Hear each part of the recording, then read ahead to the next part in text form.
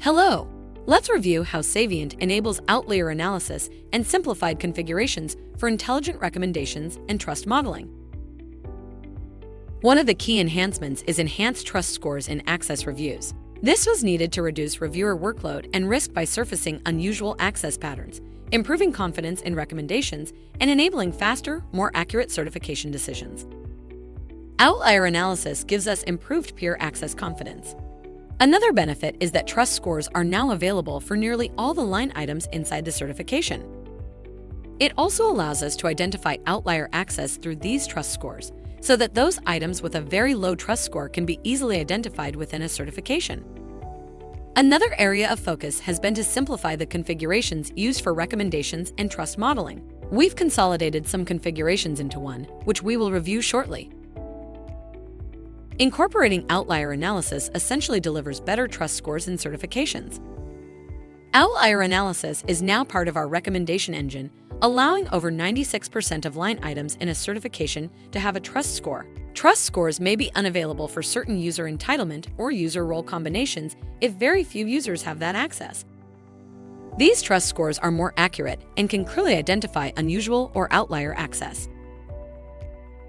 Let's explore the business value of outlier analysis. By identifying outliers within certifications, customers can significantly enhance their security posture. Certifiers are empowered to focus on high-risk or unusual access, ensuring critical items receive proper scrutiny.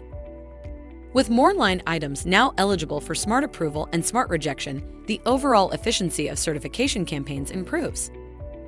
This streamlines the process and helps reduce rubber stamping, encouraging reviewers to engage more thoughtfully and ultimately driving stronger compliance across the organization. Let's examine how the trust score is calculated and how outlier analysis changes that process. First, user attribute and access data is sent to the recommendation analysis to calculate the peer confidence trust signal. This is then combined with other signals in trust modeling to generate the trust score.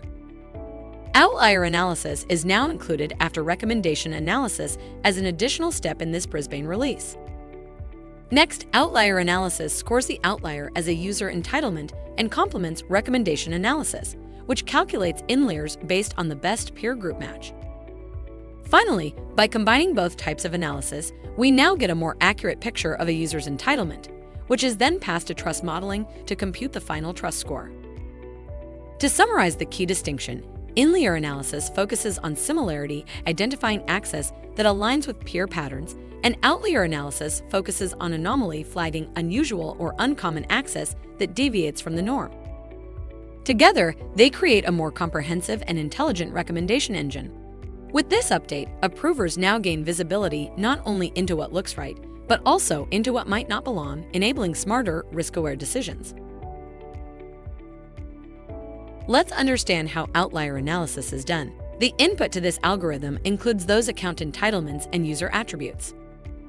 Now the outlier algorithm uses the same inputs that the recommendation job uses. So, for the recommendation job, we have a global configuration, and whatever configuration is used there is also utilized by the outlier job.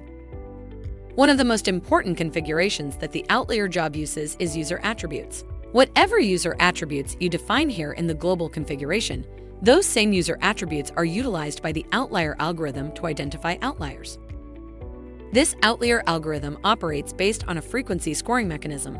So, for an account entitlement where we need to compute an outlier score, we first calculate the frequency score of each user attribute for that account entitlement. A frequency score tells us how common an attribute value is among peers with the same entitlement and role. We calculate the frequency score for all the attributes selected in the global configuration. Suppose weights have been assigned to these attributes. In that case, we multiply each frequency score by the respective weight, then aggregate and normalize the values to generate a peer confidence score based on outlier analysis. This peer confidence score based on outlier analysis is then fed into the peer confidence score trust signals for those user entitlements where the recommendation job is unable to generate a peer confidence score. The peer confidence score obtained from both the recommended job and outlier analysis contributes to the final recommended job. Let's move on to one of the important updates in the Brisbane release, the new global configuration options for outlier analysis in trust modeling. You must enable outlier analysis in recommendations for trust modeling setting. With this release, you'll see a new setting called Enable Outlier Analysis in Recommendations for Trust Modeling. You can now turn off outlier analysis to revert to the older behavior. Now you can assign weights to the attributes you've selected in Intelligent Recommendation. We've introduced a new configuration called Outlier Weight. Here, you can fine-tune the contribution of outlier analysis by assigning weights to different attributes used in its computation. This provides flexibility in customizing the impact on the peer access trust signal. For example, I've assigned a weight of 2 to the location attribute here. These weights can range from 1 to 10 for each attribute, and by default, all attributes have a weight of 1. These weights are used to fine-tune the outlier analysis. They act as a tuning lever that allows admins to adjust the algorithm based on their specific needs. So if a company considers a particular attribute to be more critical for detecting access anomalies, they can assign a higher weight to that attribute. This, in turn, amplifies its impact on the overall outlier score. Now, along with the existing jobs for trust modeling and recommendations, we've also introduced a new job for outlier analysis. However, it's important to note that this job is not intended to be run on its own. Instead, it's recommended to run it as part of a new trigger chain job. This trigger chain is called the Recommendations, Outlier, Trust, Trigger Chain job. It comes by default with the product when the recommendations and trust modeling features are enabled. Internally, this chain executes 3 jobs in sequence. First, the recommendations job, then the outlier analysis job, and finally, the trust modeling job. The system processes all 3 and provides the combined output in just one run. Now, why is this important?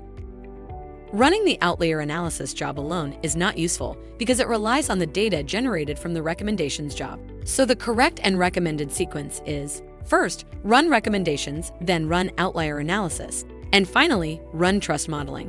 When this sequence is followed, you'll be able to see outlier scores under peer-to-peer access signals and trust scores reflected within certifications.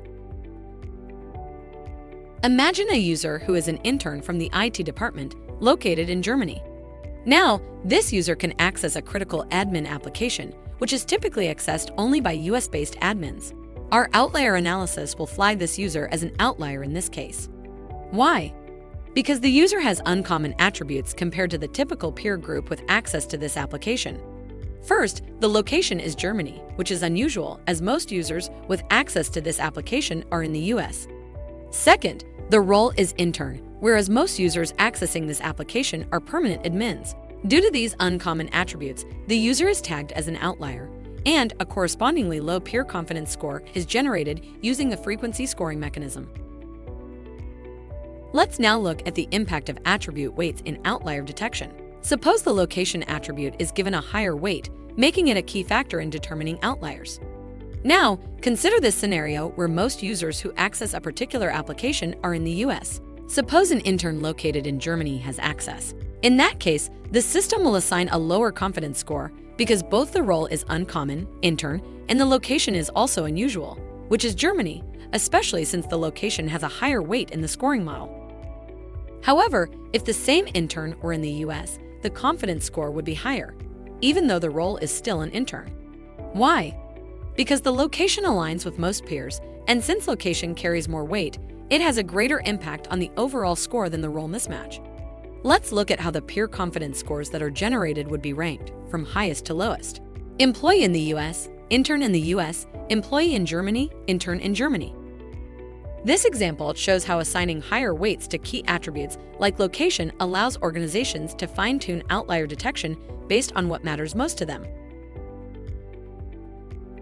Now let's dive into the simplified configurations for intelligent recommendation and trust modeling. Intelligent recommendations and trust modeling settings have now been merged into global configuration. Single global setting for enabling intelligent recommendation and trust modeling. One setting to enable or disable the entire feature set. Now let's look at the single trigger change job. Once you enable the setting, you'll be prompted to schedule it. This job includes recommendation analysis, outlier analysis, and trust modeling, all bundled together. When you enable this feature, it automatically schedules the recommendations outlier trust trigger chain job, which sequentially runs recommendations, outlier analysis, and trust modeling. To make monitoring easier, the job details for all child triggers are now consolidated under the Other Details section of the Trigger Chain job. 4 new out-of-the-box analytics deliver insights into recommendation analysis, outlier analysis, and trust modeling, all accessible directly from analytics controls. Recommendations break down by confidence bands. Trust signal data shows the confidence band in which the trust scores were generated. Attribute-level contribution insights help you decide whether to keep or remove specific attributes from the recommendations generation. Suggestions for potential rules you might want to create based on analysis. This control is an enhancement to an existing out-of-the-box control, where we now exclude account entitlements assigned through birthright rules in the analysis.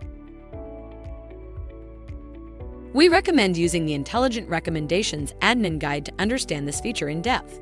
It provides comprehensive details on configuration, functionality, and use cases. In addition, you can leverage our supporting materials available in the documentation, including the FAQ, Best Practices Guide, and the Benchmarking Report. These resources will help you maximize the value of intelligent recommendations and ensure you align with best-in-class implementation strategies. Thank you for watching.